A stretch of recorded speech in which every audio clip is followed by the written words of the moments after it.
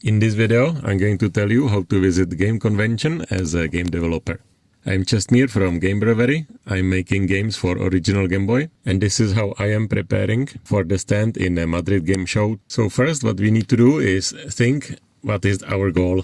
If our goal is just to go and meet new people, you're gonna just buy a normal ticket, go there and check it out, how other people are doing it, what is important to have, maybe ask others how they are doing it. Some conventions have also a zone for the gaming professionals. If you are offering some service, for example, you can find an artist there to hire for your game. Possibly someone who can help you to release the game or do the marketing for the game. I recommend to go to these events because you're gonna meet people with the same interests. You can talk with them about a lot of stuff and possibly they can help you or you can help them. I think the most common reason why to go to the gaming conventions is for the marketing of your upcoming game. If you are already finishing the development of the game, you get the small stand on a convention like this. You put the laptop there with the game controller and a QR code to your Steam wishlist or other platform and let people to play the demo and wishlist your game. It's also very good because you can see the people actually playing and playtesting your game and they can give you immediate feedback about it, or you just go there and sell your game. And this is my way how I'm doing it. First, I open a Google or a AI chatbot of my choice and I ask about the gaming related events and every other event where I can sell my games. I create an Excel sheet and for each event, I write the name of the event, the contact, which could be the form on the web page, email, or sometimes even a WhatsApp. Of course, the web page of the event, the place where is the event, and the date of the event. Sometimes I don't have a date for the next year or this year when I want to go. So I wrote the last year, so I kind of know when the event is going to be. And when I have this list of the events, I'm gonna need to write the email to them. Now I need to think about the people who are organizing this event wants from it and what is the goal and start planning my stand or the booth according to that. Basically what they want is people, the visitors, having fun. So what I need to do is make it fun for the visitors so next year more visitors come. Try to avoid saying just I want to sell stuff because there is thousands of people who just want to sell the stickers and the stuff and the people are not going there to buy the stuff. No one from the visitors is going to say how awesome was the gaming event because there was a lot of shops and they could buy a lot of stuff. So you need to do it a little bit originally. As a game developer who wants to sell the games, the basics is just to have a laptop with a monitor and a gamepad, maybe some background sheet with the logo and a QR code to the wishlist.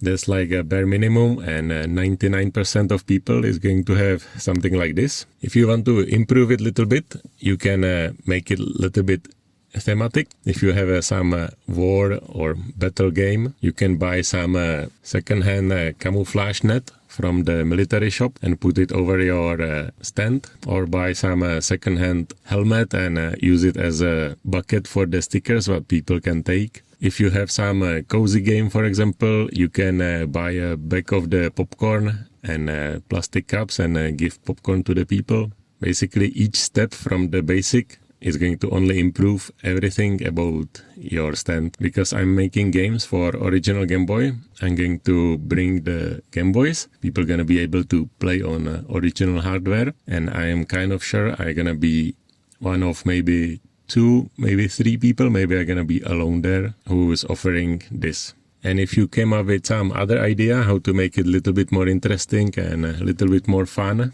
for the people who are coming there, and you write it into the email, for sure they're going to accept it and again they're going to reply you back.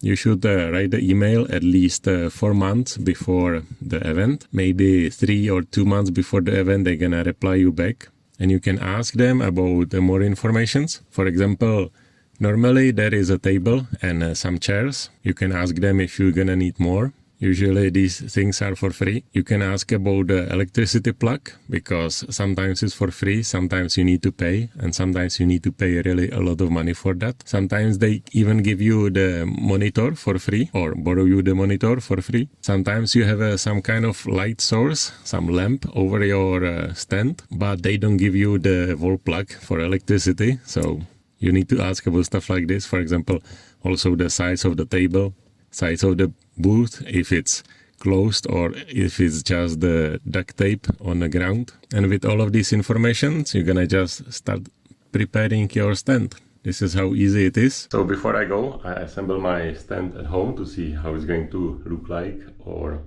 also to check if I'm forgetting something. This is going to be my stand without the cat. Here is going to be the display, the monitor, and I'm going to tell you step by step how I'm planning it. This is going to be a zone for the people to play. This green is going to be the color of the cloth. Here are going to be stickers with the QR code to my webpage, the same as this one. In Spain, everything runs on a QR code, so I don't have a problem. I also have written my web page here, if something happens. Now I'm selling 2 games, Year 2031 and Loot Gears. People are gonna be able to play them on the Game Boy. You can see it's on, and you can play.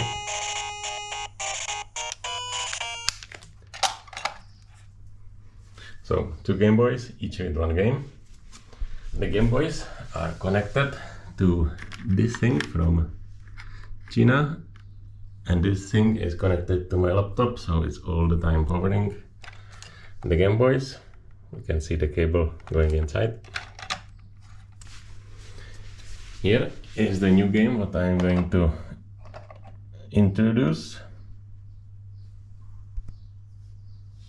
with the gamepad. Here is going to be the display, the monitor. I hope I'm gonna have a different gamepad, homemade, but I painted now, and in 2 days is the Madrid game show, and the gamepad is still sticky from the paint, so I don't know if it's going to dry or not. Then there is going to be this Game Boy Advance with the flash card with all 3 games and video, which is going to be looping my 2 trailers for my 2 games and assembly video, so people can imagine what is in the box. This one and that one, without me explaining them. And in this corner is going to be my stuff, like a laptop, payment terminal, bags. What is good on this, that you can see how it's going to look like. And for example, I realize that I'm gonna have only 1 electrical plug and the monitor, and also laptop. So I just realized I'm gonna need 1 of these to take with me. So this is how I'm preparing my stand for the... So you got accepted, you have a stand planned, and now you are waiting for the response. When they respond you, they're gonna send you the document. Usually there is going to be a map diagram of the place, and you're gonna have a number of your stand. You can find it on a map where exactly you're going to be. And in the document is going to be also a guideline how to enter and also when to enter the event, because you're gonna need to construct your stand, so you're gonna be able to enter some hours before the public, or sometimes even 1 day before. So you're gonna build your stand and wait for people to come. When the people are coming to your stand, it's important that from the first glance they already kind of know what is happening, what games you have, and about what the games are. Very good idea is, for example, put the controls of the gamepad on the paper, and on the paper put the gamepad of the game what you have, so people doesn't need to ask you how to play it. When first people come, when they kind of stop and start looking at your stand, you're gonna just come to them, say, hi, these are the punchline of your game. For me, it's these are games compatible with original Game Boy. I have these Game Boys here, you can play on them. If this punchline or the game hook is interesting enough, they're gonna say yes, and they're gonna try to play the game. If you have some a little bit difficult game, you're gonna just explain the absolute basics of the game loop, and slowly how you see the people playing it, you're gonna introduce them the mechanic. It's also very good to do it like this. If you have 2 or more games, like I had for example 3 games, it's very important to explain to people in how the game is played, because the other people maybe don't know what to do, so they are waiting for you, or maybe they just put the controller down and walk away. If you are still in a development state of the game, you can watch how the people are playing it, and after that ask them about the feedback. Of course, you can ask other developers around you. And one thing on the end, what is very important for you, maybe standing there a whole day, 8 hours, it's very difficult. If there is 1,000 people and you need to talk to 1,000 people, repeating all the time something, but you need to think that if someone came to your stand, for that person, you are the first one, and you need to act like he is the first for you. So you need to have the same energy with the first person who comes to your stand, the same as the 1,000th person who came to your stand. So thank you for listening. If you have some questions, write me under the video into the comments. For sure, put a follow, and see you soon in maybe next video.